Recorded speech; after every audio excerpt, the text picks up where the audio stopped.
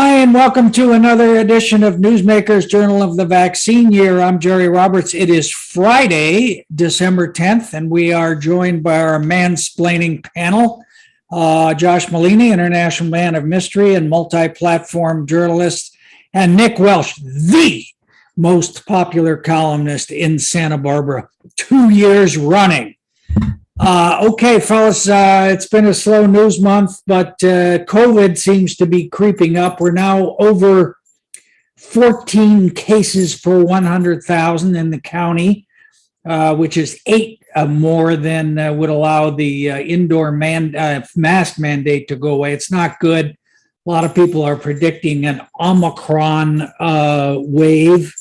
Sometime before Monday, we will pass 800,000 deaths of COVID in the United States, and it's just like 1,500 people a day, 2,000 people a day. It's just, we've become so inured to it. It's crazy. But anyway, 67% of the county vaccinated, and it seems that the Pfizer booster vaccine is effective against Omicron. So we like vaccines here on Newsmakers, so get one if you don't have one. In other news, outgoing Mayor Kathy Murillo and Council Member Oscar Gutierrez have put forth this half-baked memo about limiting annual rent increases to 2%, which the council voted to go ahead with, Josh. That sort of surprised me because it seemed like it was just kind of a cheap political ploy on her way out the door. Are you saying a 4-paragraph memo released 3 days before the meeting is half-baked, Jerry? Come on. No, maybe it's standard. Yeah. That's standard government process for passing an ordinance like this. It's kind of a weird thing, and there's even different interpretations of the meeting now. Did they pass a interim ordinance? Are they going to? Essentially what they did was the council directed staff to go research a ordinance that would include a 2% plus CPI cap on rent increases. Which is well below the 5% allowed by the state law? 5 plus CPI, so it's essentially about 9 or 10%. So this would be much lower. Kathy Murillo and Oscar put it together. They put this memo. It was Kathy Murillo's second to last meeting. And, the timing is odd. It's unusual. Obviously, it's extraordinarily difficult for people to rent in Santa Barbara. But at the same time, why wasn't this done 6 months ago, 9 months ago? The reason is because it was during the election, and it was, I guess, going to be, too controversial for some people. Instead, it comes right here after the election, right before Randy Rouse is going to take over. And so what they did was they voted to, go research an ordinance, go look into this. Let's see if there's let's see if we can figure out a way to cap this. The real issue, though, is that Kathy's going to be gone in January. Randy Rouse is going to come in. This thing is going to take a long time. It's not going to happen overnight. And Randy very much is probably not going to be in favor of it. Regardless of what you think of rent caps and whether it's rent control or not, or whether 2% is plus CPI is something that property owners can absorb, the timing of this is off. And I would say to Kathy Murillo, why not bring this up in June, July, August? Why is it after the election? Question is, if I remember correctly, she just ran for mayor. There was a mayoral campaign, and this was never brought up once. This was not, you would think, if we want rent control, the mayoral campaign would have been a good time to bring up such a high-profile, controversial issue. And so that was kind of striking. And, I just think it was a bit of a Hail Mary pass at the very best. And, it does reflect that there's a genuine pain out there. I mean, the underlying reality that gave rise to it is very real and very painful for way too many people. But what the city can do about it is another thing. And the sort of necessary spade work that needs to be done before an ordinance like that gets passed it wasn't even, nobody went to the tool shed to get the shovel out in the first place. Well, but with this 4-3 vote, I mean, doesn't this kind of set Randy up for a big messy conflict right off the bat? You know, I think Randy's just going to shrug it off, and he'll dismiss it. There's no question that Randy is against rent control, rent stabilization, rent caps. And I think that a lot of the people who voted for it probably thought, well, I can afford to vote for it because Randy's going to come in and make it a non-issue. Well, all right. All right. Well, speaking of people not being able to pay the rent, we had another rollout of the tiny homes, which was kind of interesting. The people who were behind it, Nikki wrote about what the philosophy of the design of these things is. How many of them are there? Where are they? And is it a good idea, bad idea? Well, you know what? It's an evolving idea and it's a creative idea. And I think it all depends on the execution as to how good of an idea it is. So what we're talking about is Santa Barbara Street on the 1000 block, which is about a half a block away from the police department. And it's on a piece of property that's owned currently by the probation department. And it's right next to a big 4-story office building with a penthouse on top owned by David Beaver. And they're going to put 33 tiny homes, and these were architecturally really quite nice. I mean, I went to the grand opening on Sunday, and you look at it, you go, man, I'd have this in my backyard. I mean, it's they don't have a bathroom. They have, you know, facilities that are part of the program, but they look really well made, and they don't look like a sort of a cross between the tool shed and a jail cell, the way a lot of other tiny homes look. And they're going to have like it's not going to be red tile, but they're going to have a roof that looks like a red tile. So they went to some architectural effort to make it fit in, and there's going to be an archway, you know, for the Santa Barbara style, you know, as you come into it. And it's going to be managed by Sylvia Bernard and the people from Good Samaritan, which have a really positive track record in terms of knowing how to. So it's going to happen, right? I mean, this is not just, here's something we could possibly do. I mean, it's got traction. This is a deal that is a done deal. There's going to be 33 of them. They're probably going to be, installation is going to start sometime this month. They'll be ready for occupancy in a couple of months. And it's a really interesting, the county of Santa Barbara is going to be paying the cost for all the services. So they're going to pay Good Samaritan to do the drug rehab and the mental health and all the kind of services and, you know, security that's going to take place. And there's this group out of the Bay Area called Dignity Moves, which is a bunch of young executives who got together and said, you know what, we need to do something here. And we think if we look at this problem with fresh eyes, we can maybe figure something out that people hadn't figured out. I talked to this woman, Elizabeth Spunk, who is the head of Dignity Moves. She said, I started off at Yahoo. And when you're in Silicon Beach, what you want to do is you want to come up with something with scale. So we're looking at a solution to deal with homelessness, which is quick. You can get up in a matter of months, not a matter of 5 years. It's cheap. Like each one of these things costs $25,000 to build, and you can replicate, and they can be moved, and it can be replicated. Yeah, so yeah. That's pretty good news. The idea. Yeah, pretty good. Yeah, very creative. I think that's exactly the right thing. Well, Jerry, you think it's good news because it's not near your house up in the hills, like the speaking of the wildland urban interface, Josh, you did my transition for me. So the council exempted lots in the foothills from Senate Bill 9, the lot split do away with single family housing thing. That was pretty easy. Speaking of why people didn't mention it in the campaign, I mean, is the state going to contest that they did that? Why did they do it? And is it going to work?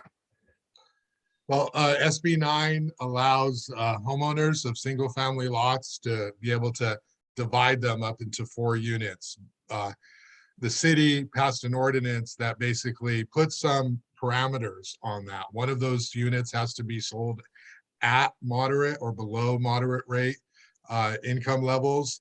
And also the city said, hey, we don't want more density in the high fire and extreme high fire zones in Santa Barbara, because the evacuation routes and the hillsides are already strained. It's very difficult. There's density, there's people parking on the street, and everybody talks about the big fire that could happen one day, and how are people going to get out if it happens up in Mission Canyon. So they exempted these areas. I don't think the state is going to challenge, or anyone's going to challenge that.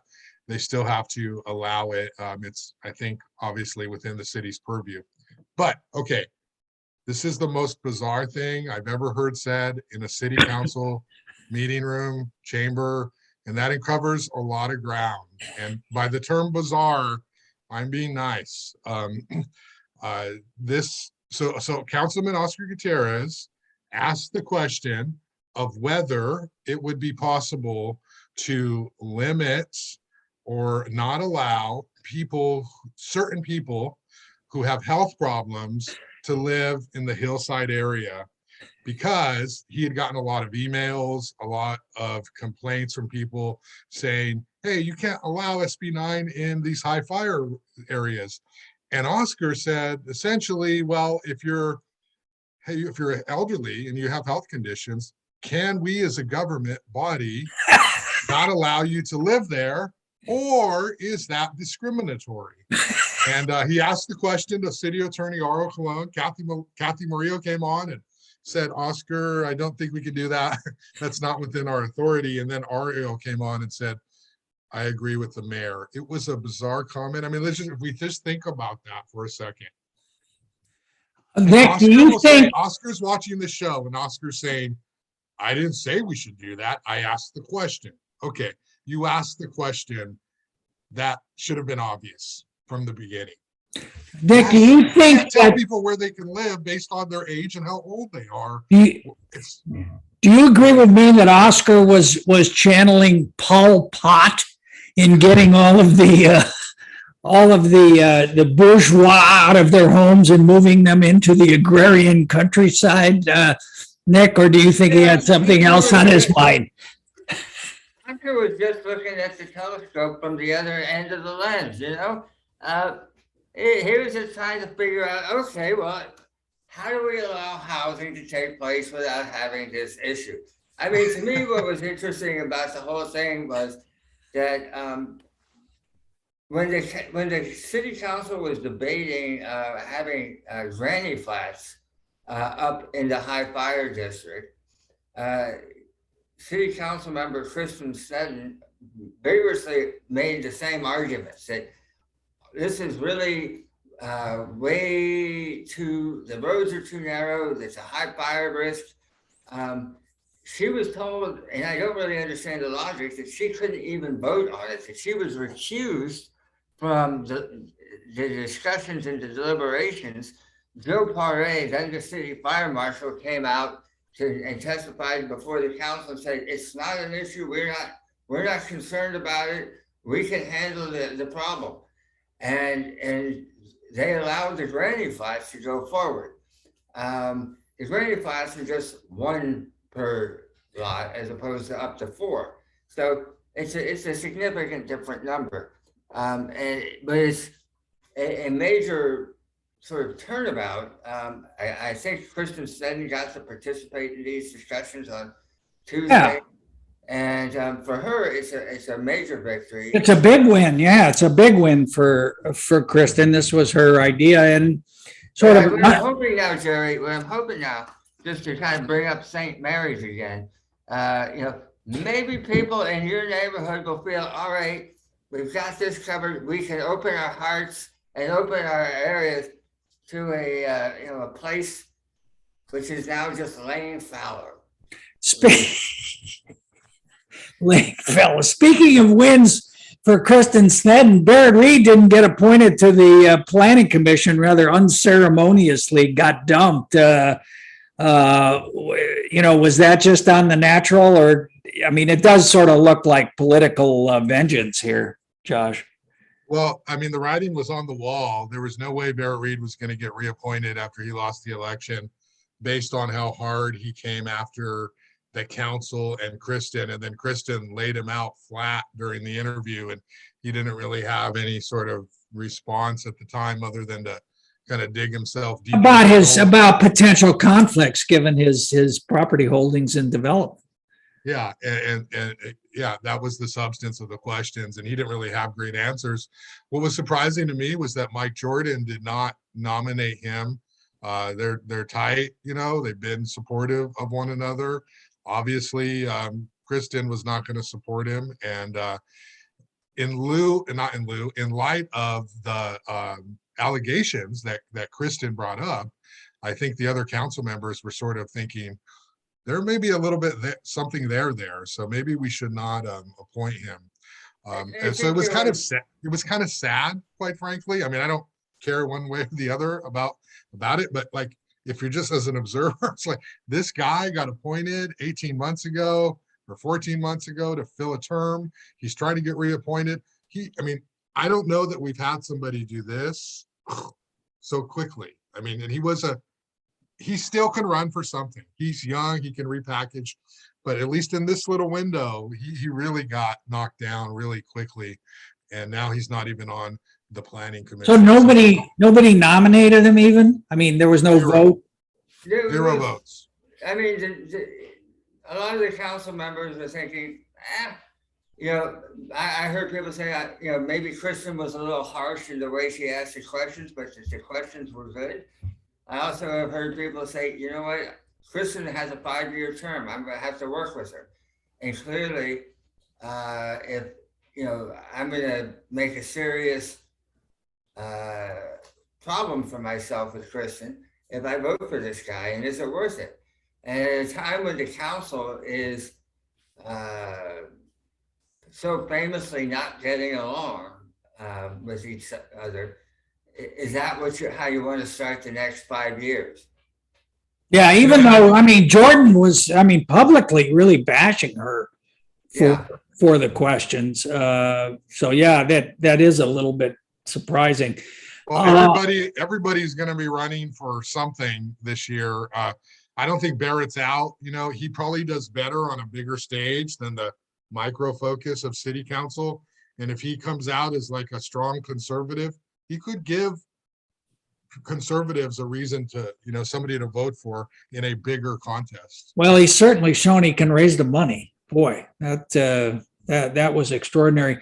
I have no idea where we are in terms of redistricting, in terms of the council seats, but I'm guessing there's not going to be a lot of huge changes there. But in the county, the commission, the independent commission, has a map that does make pretty substantial changes and could affect the makeup, the ideological makeup of the council. The third district was always the swing district about, whether it's conservative or liberal, and IV was always the crucial part of that. IV is now going to be what, in the second district? It's in the second district, yes.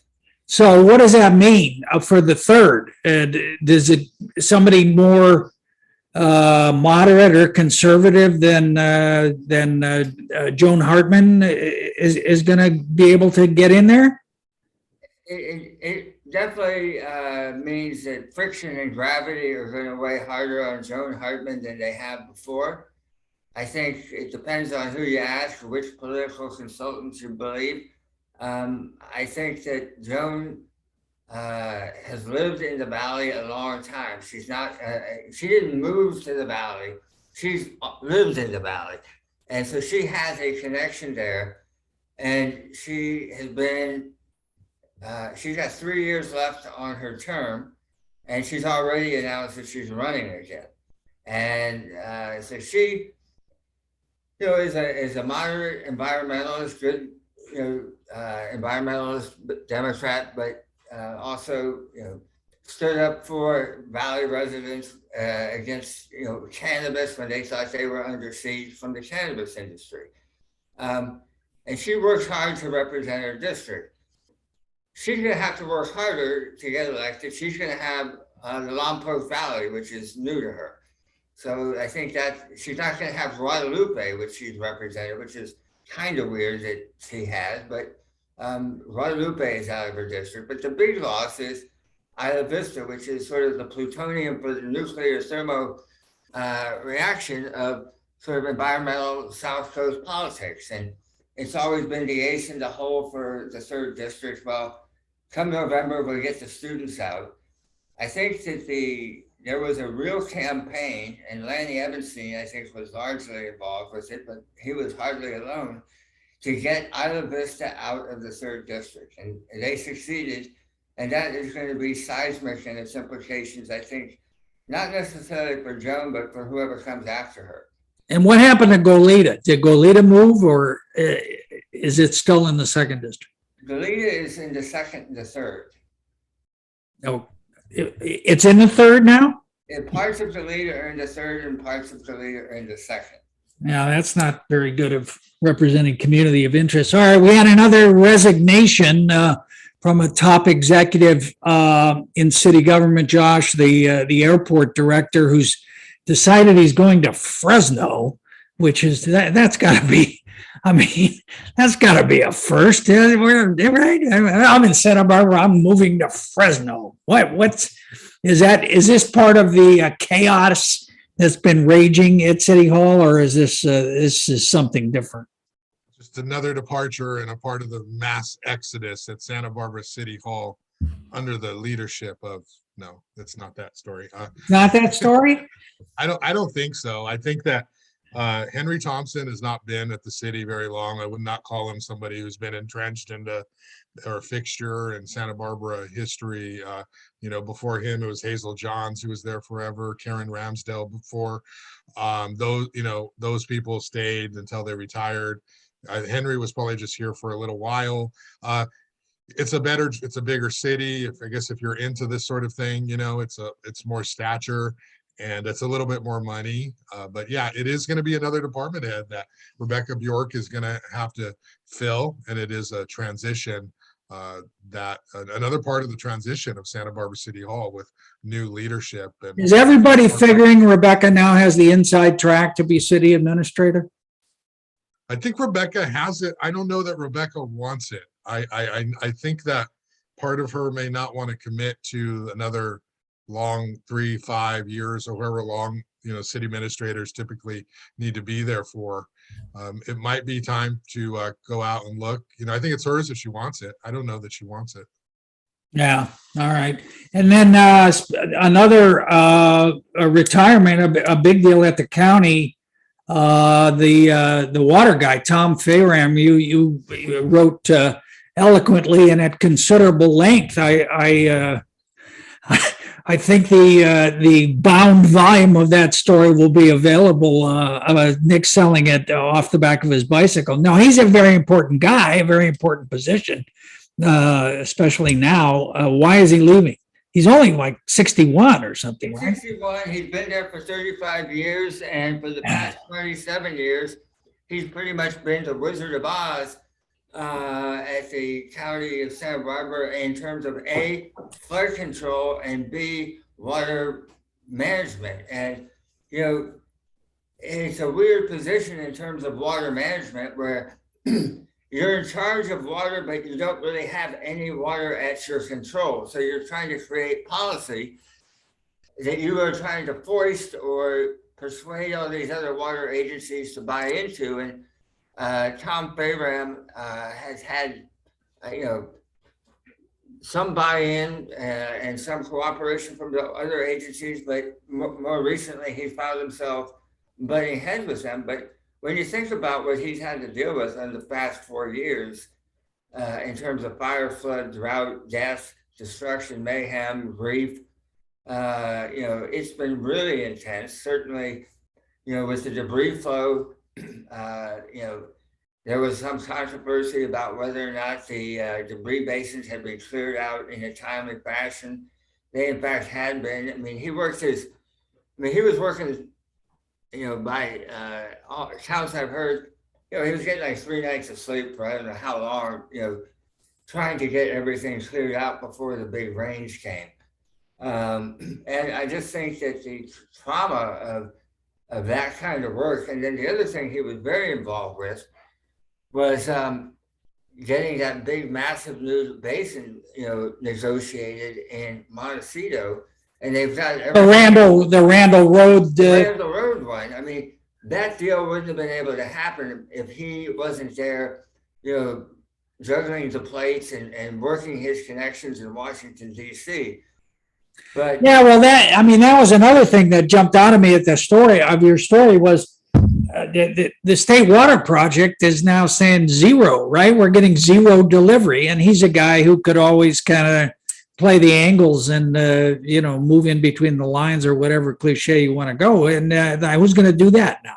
I mean, we're you know what? I think that there are some people over at I would imagine we're going to have an internal hire for that position, that somebody from inside that department is going to take over. And what I'm told is that, various people have been given sort of here, you drive the car for a bit, let's see how you do. And they've all been sort of getting their turn at the wheel. And a decision will be made by Scott McOpen, the Public Works Director. But we're doomed. Basically, we're doomed in terms of the state water project delivery, correct? Well, I think that the state water project, yeah, we're getting zero. That's, again, that can change. In the past, even if we got no water from the state water program, we used the pipes in order to buy water from other water agencies. But from what I'm hearing is that there may not be water to buy, or not nearly as much water to buy as we've been able to buy in the past. And our ability to buy that water in the so-called last drought, the same drought really, but the 1,000-year drought. The 1,000-year drought really got us through it. And if we don't have the water, that will be a significant issue. Yeah. And Josh, Jerry, you got plenty of desal water as a Santa Barbara resident. Oh yeah, we're fine. We don't need to worry about it. Now that we're using 25% less water than we were 10 years ago. Josh, you worked closely with Michael Eisen, the great local photographer. He almost came on your show, but of course he had the exclusive deal with the Independent for Nick's cover story. For Nick's cover story this week about Mike's new book of photographs by Shoreline Publishing. Do you think that it was worth it, him stiffing you to do Nick, or do you think he would have been better off on SB Talks? Jerry, I'm not going to be baited by your loaded journalism questions. We're all a fun, friendly journalism fraternity in Santa Barbara. And I'm proud of Nick Welsh getting an interview with Michael Eisen because 2 weeks after Newsmakers, 2 weeks after News. What, Josh? There is no territory when it comes to Michael Eisen. Good for you, Nick. Great job. There's no me and Michael Eisen. Tell me this. What do you think was a better read? My 1,000-word introduction to Mike's book, or Nick's 25,000-word opus? Hey, I have something both of you don't. I've spent hours and hours in the Jeep that Michael Eisen used to drive when we would go to Taco Bell and eat fast food while we would go and cover stories and take photos. So I've got Michael Eisen, sort of the real Mike, unfiltered behind the camera. I want to remind you, Jerry, Mike was on my podcast before you. You just, as somebody who's part of the dominant culture, you're just rewriting history and you're writing out my contributions, even though Mike was on my show long before you, but you can't get away with it anymore. I'm here to say, Mike already talked to me, and good for you, Nick.